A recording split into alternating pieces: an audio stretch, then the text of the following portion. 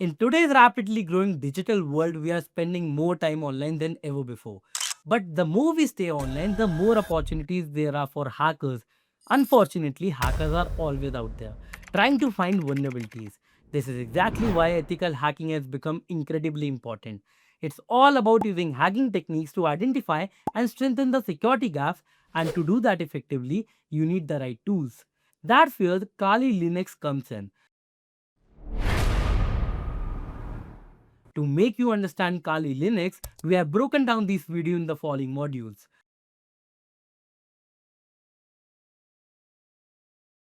So without wasting time, let's get started with our very first module, Introduction to Kali Linux. So what exactly is Kali Linux? To put it simply, it's a powerful, free and an open source operating system designed for cybersecurity professionals. Think of it as a specialized toolbox for anyone interested in network security, penetration testing and ethical hacking. But why choose Kali Linux over other operating systems? It's built mainly for cybersecurity. More importantly, it also provides over 600 pre-installed powerful tools that helps you save your time and effort. Now that you have an understanding of what Kali Linux is and why it's a preferred choice, let's move forward to our next module.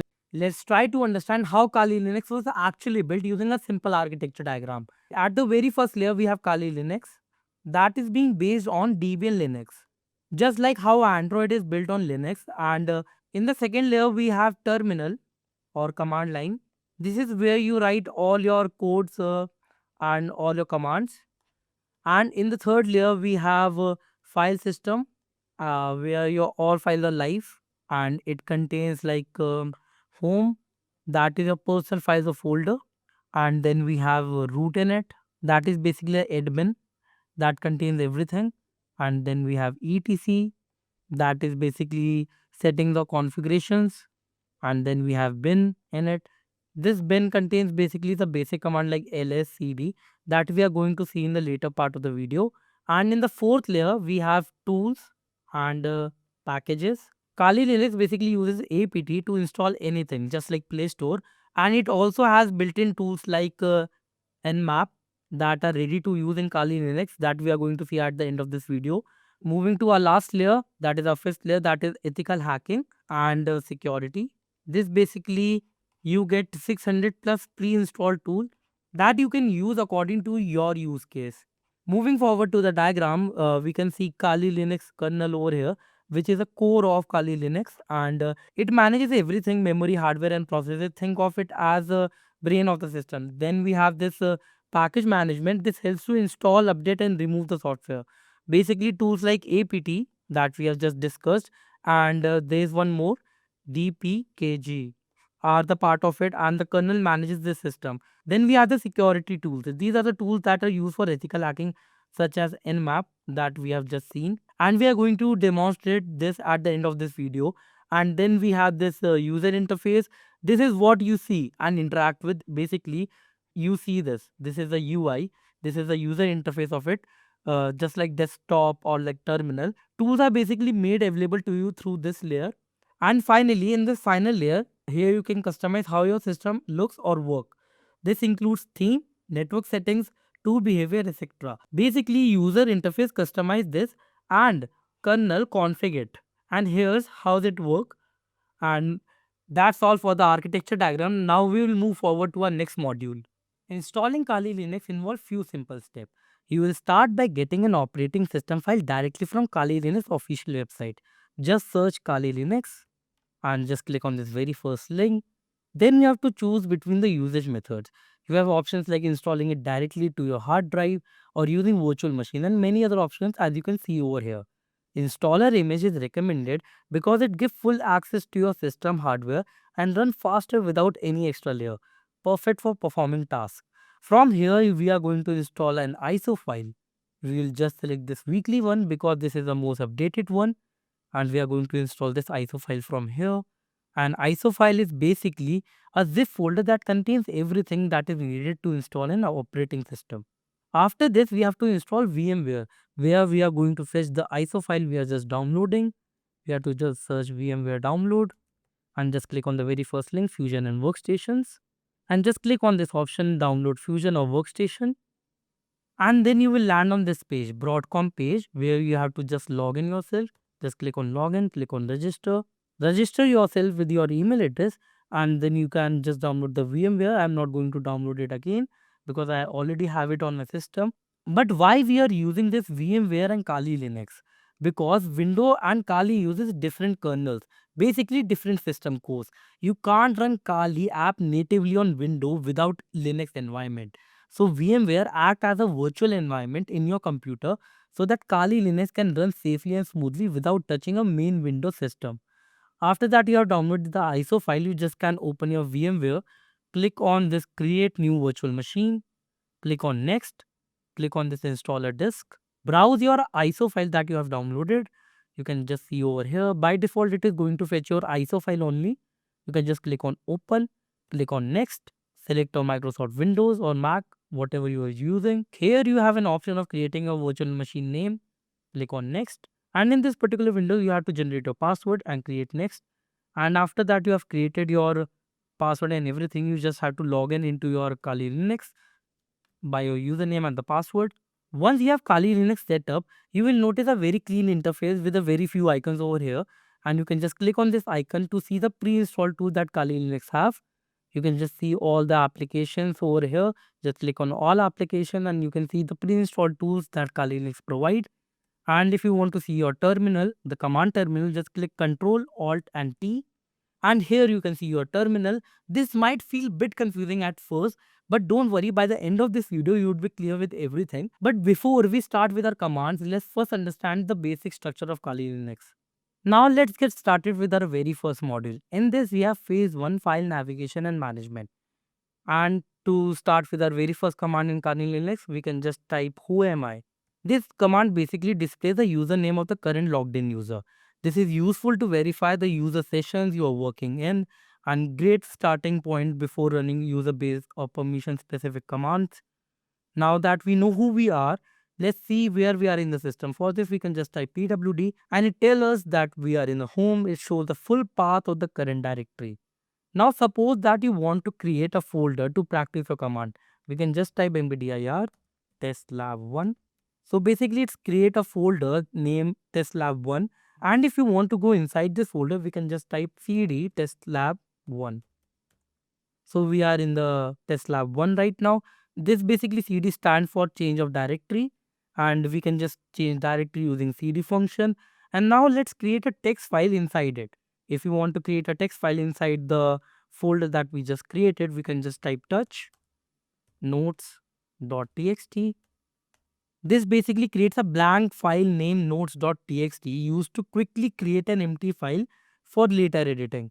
Or if you want to open that file and write something into it, we can just type nano notes.txt, and we can see that we have opened a file, and we can just type something like we are the hackers, and we can just press enter. And to exit this, we can just press Ctrl plus X, click on Y, and just press enter. We are out of the folder. And if we want to see what is in the folder and the file, we can just say cat notes.txt. So here you can see we are the hackers that we just wrote in a file. Now let's say we have wrote something over here in a file, like we just wrote we are the hacker, and we just want to take the backup of this file. So we can just type cp notes.txt backup.txt. Here we can see that we have created a backup for a file, and we can also just see the backup of our file that everything has been copied successfully or not. We can just type cat backup.txt. Now you can see that if we see the backup.txt file, what are the content inside it? It's the same as the notes.txt. So the file has been backed successfully. And now suppose we want to rename the backup file that we have just created. So we can just type mv backup.txt archive.txt. So basically it will rename the backup to archive.txt. And now let's say we just want to delete the renamed file, like we have to remove some file. So we can just type rm archive.txt, and you can see the file has been removed successfully. There were no errors shown here. Now let's move forward to our phase 2, system information and basic. let's see the history of all the commands that we have used so far. So we can just type history and it will show the history of all the commands that we have used. We have used who am I, pwd, mkdir, test lab, etc, etc, etc. And if you just want to clear all this off, we can just type clear and everything would be gone from the terminal. And to check system level information like kernel version, we can just say uname a. Now it is displaying the system architecture and the kernel versions, gives the technical details about the OS and helpful for debugging or when installing compatible software. So let's check the current date. If you want to check the current date, you can just type date and it will show that the current date and time is this. And if you want to view a monthly calendar, so let's type cal. So cal command cannot be found but can be installed with it. So we can just type y. It is asking for the password, so I am entering my password over here. Now you can see the installation has been already started and the installation has completed. Now we can just type cal. So it will show the monthly calendar over here that we can just see on our screens. Now let's get started with our second module, intermediate level, and the phase 3, system monitoring and user management. And if you want to check the network configuration, we can just type if config. So it will give you the system configurations over here and it helps you to find the system IP, MAC address or like network status. And now let's see the process that are currently running. If you want to see any process that are currently running in the system, we can just type top command and it will give you the live processes that are being running on your system right now. And if you want to exit this command, you can just press Q and you would be out of this command. And if you want to kill any command, you can just type this kill and the process ID. This command would just kill the process. Now let's see who else is logged in our system. For this, we can just type who. You have to type this in lowercase. You can type who and you can see I am logged in at seed 0 at this point of time. And if at any point you just want to change your password like securely, you can just type password over here like passwd and it will ask for current password, and if you want to change it you can change it. I will just press control X to come out of this command. And now if you want to check your system usage, you can just type df H and it will give you the system usage over here, and it shows all the disk spaces in a readable format, display the available and the used disk spaces on all mounted drives. Now moving forward to our next command, if you want to check the folder size individually, you can just type du sh, you can just put a star over it. Now it will display the size of each item in current directory. That will help you to track down all the large files in the directories, and this is used when you are like cleaning up the disk spaces or organizing the things. Now let's move to our next command when we want to identify a file type. When you don't know the file type, you can just put this command file notes.txt. Node.txt is empty right now, so we can just get into node.txt. Notes.txt, we can just nano notes.txt, we can get into it and we can just type something like this is this channel. You can just press Control X, press yes, click enter, you will out of it. Now you can again try file notes.txt and it will show you that it is in ASCII text format. And if you want to explore more about a command, like you can just try man ls, that will open the manual for the commands like list. After exploring all the command using man ls, we can just move forward to our next command. Just press Q to come out of this man ls command. And now we are moving forward to our next command, that is uptime. This basically tells how long the system has been running and useful for system monitoring and detecting unexpected reboots. As you can see over here, it is showing like 2 users, the load average over them and everything. Now moving to our next command, like we want to create shortcuts, and in this Kali Linux we can create shortcut using alias command. We can just type alias ll is equals to lsal. This basically makes a quick alias for detailed file listing. This basically creates a custom shortcut for longer commands, like it is used for saving time of typing during frequent tasks. Like we can just create this alias. Now moving forward to our next command, this basically created an alias for showing the files in details. If you want to show a files in detail, we can just create this alias and this is a shortcut command for it. We just don't want to type it again and again, and we have created a shortcut for it now. And moving forward to our next command, that is free h. This basically displays the memory usage in human readable form. As you can see over here, it is showing the memory, the total use, free, and the shared buffer. And it is also showing the cache available over the memory. Now moving forward to our next command, that is env. What env basically do is list all the environmental variables. It show the key value pairs of current session environment, and it is basically handy for debugging scripts and configuration setups. Now we'll see another command in this, like print env path. This basically is displaying all the directories search for executables. And now we can move to our next command, that is id, and that basically prints all the real and effective users and group ids, and reveals the numeric and the textual user information. Id command can't be found because it's in cap.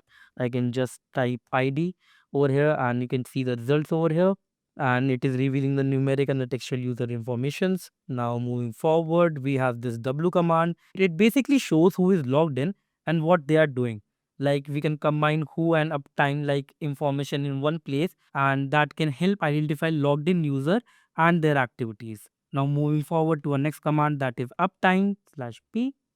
This basically shows the uptime in a pretty format, like 3 hours 16 minutes. Like what is the uptime for it? The command that we have seen before, the uptime one, this is just showing in better way, like 3 hours 16 minutes. That is in more readable form.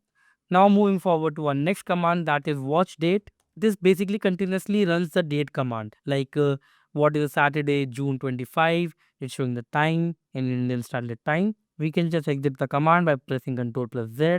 Now we are moving forward to our next command, that is VM stat. What this command basically do is this reports the virtual memory statics, like summarizes the CPU, memory, swap, IO and system processes, etc.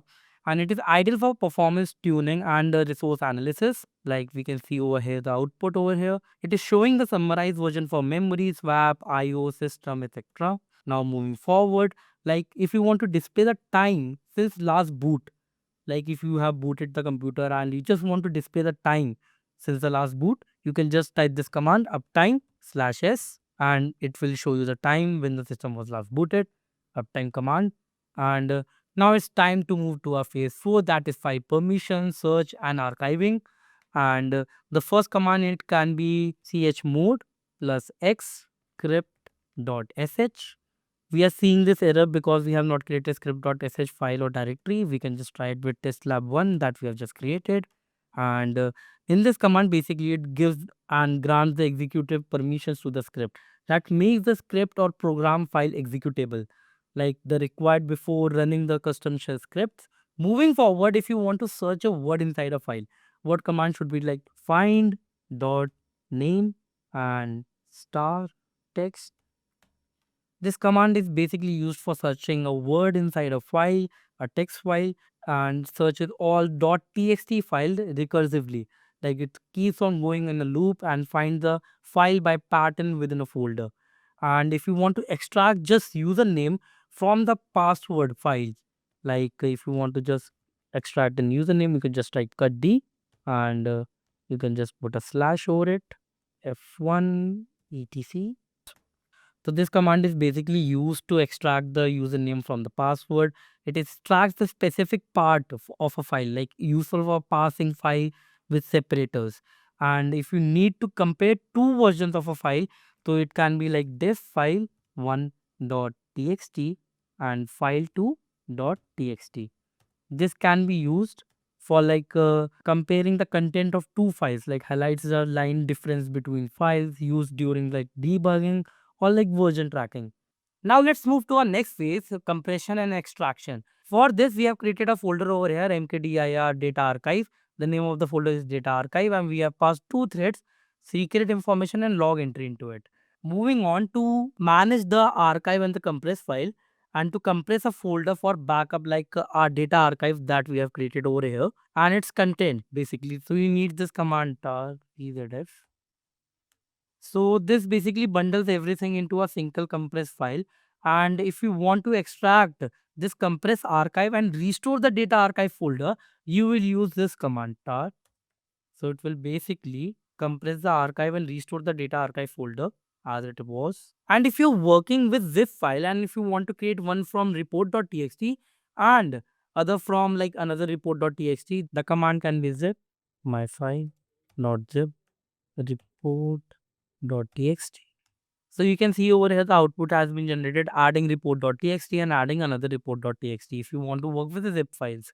And naturally, if you want to extract the zip file, you can just type this command unzip my file dot zip, and basically you are seeing an output over here. If you can just replace the report, you have an option of yes, no, and you can even rename it.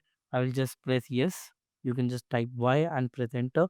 Extracting report.txt replace another. If you want to just replace another file also, you can just press yes.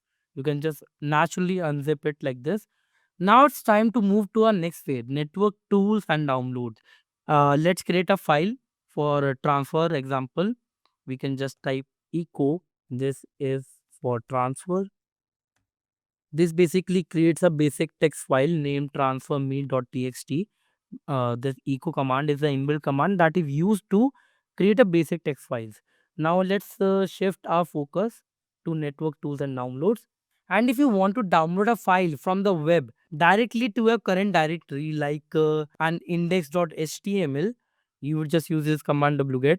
This is webget http. You will just type over here like this. I'm just taking like any example of this website like example.com. You can just type in here anything and index.html. This will allow you to download index.html for more versatile data fetching from URLs and APIs where you want to see the content directly in your terminal. The command can be curl https. I'm again taking example.com. This curl command will basically show you all the content in the terminal itself from index.html. And if you want to quickly check your internet connection and network latency, this is a very common command, ping. This command will basically send a small packet and measure the response to see all the active network connected and listing ports on your system, indicating what services are open. You can just use another command that I will show you. To exit this command, you can just press Ctrl Z and we will come out of this command. And to see all the active network, you can just type netstat. This will show you all the active network connected and listening ports on your system. And if you need to connect to a remote system securely, the command can be this. This will help you to connect to a remote system. Type at the host. This will remember to replace user with a remote username and host with a remote IP address. And moving forward to our next command, if you want to securely copy a file like a transforme.txt, we just created transforme.txt. This is showing that it couldn't resolve the host name host, no address associated with the host name, but this command can be used to connect to a remote system securely. And if you want to like securely copy a file like transform.txt that we have just created, like transform.txt that we have just created over here, and if you just want that transform.txt file to a remote machine, you can use just this command scp transfer me.txt. This command will securely copy a file transforming.txt to a remote machine. I didn't have associated any of the address with the host name, so it's showing error over here, but you can use this command. And similarly, if you just want to view the last 5 lines of a file, which is a great for checking recent log entries, you can just type tail n5 report.txt. This will show you last 5 lines of the report.txt file. Now moving forward to our next module, advanced Linux command. Let's prepare a file for advanced test example. We can just create some file with echo command. This is the first line, advanced text.txt. We can just create another file, echo. Here is some more data.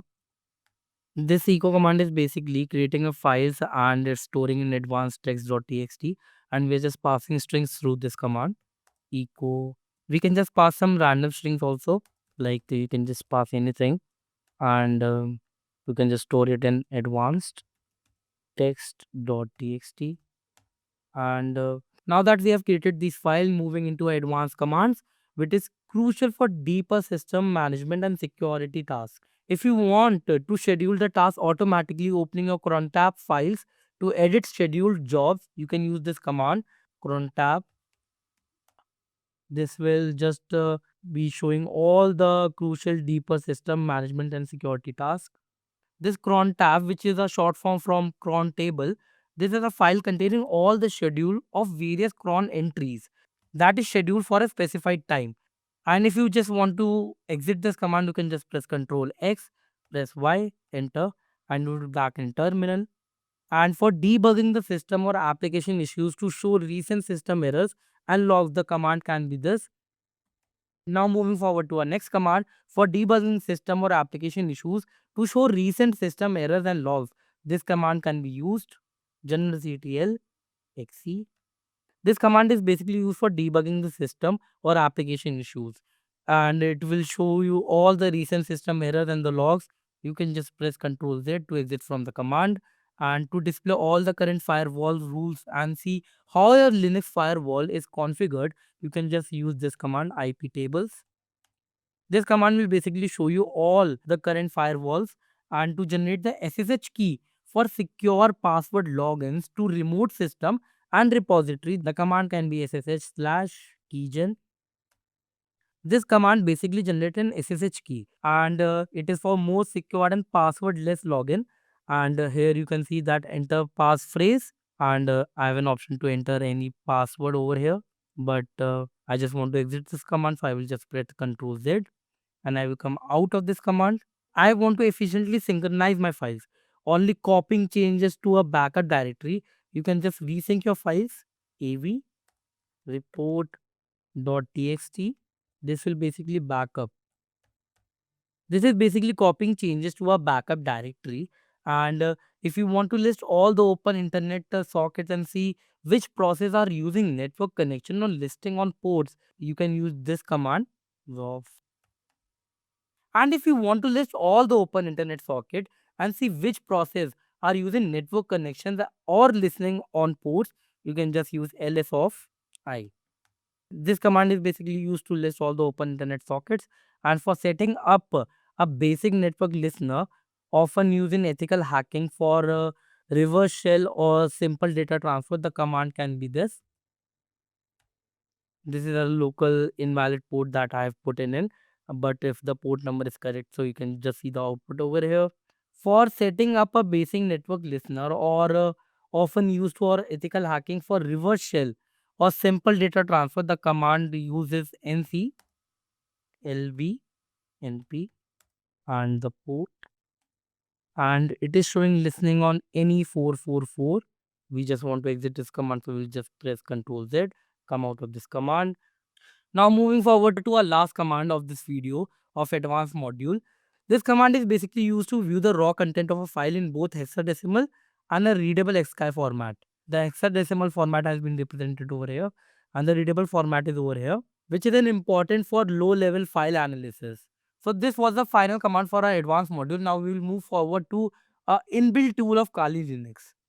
Nmap is a powerful network scanner used for discovery and security auditing. Now let's explore of Kali Linux most powerful built-in tool Nmap to perform a ping scan. You can just type Nmap SN192. These are the port numbers, and you can see that it will perform a ping of scan of all the local network subnet and find all the active devices without scanning their port. You use this Nmap SN command to perform the ping scan. And now, if you want to scan open ports and detect the services version running on a specific IP address on your network, the command can be nmap sv. It is showing starting nmap. This command basically is essential for vulnerability testing and assessments. Using this command, you can basically scan all the open ports and detect the services version running on a specific IP address. And for a comprehensive and aggressive scan that attempts OS scanning, and like if you want to scan a script, you can just use this command nmap A192. This is basically a port number,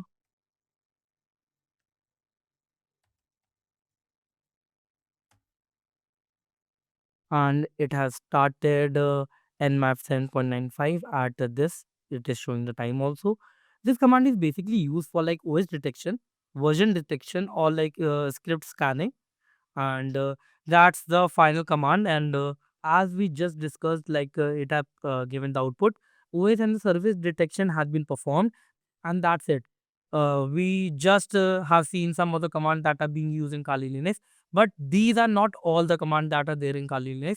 You have a long list of commands that you can use in Kali Linux, and we have also explored one inbuilt function of Kali Linux, that is Nmap, that you can use for network scanning, security auditing, and discovering.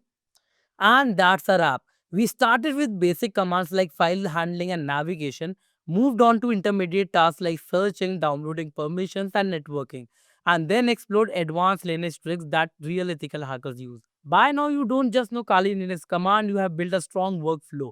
You understand how files, users, processors, and network work under the hood. And most important, you have taken your first real step into ethical hacking. Whether you are practicing in lab, preparing for cybersecurity role, or just exploring power of Kali Linux, this foundation will take you far. Now, go explore, experiment, and hack ethically. See you in the next video.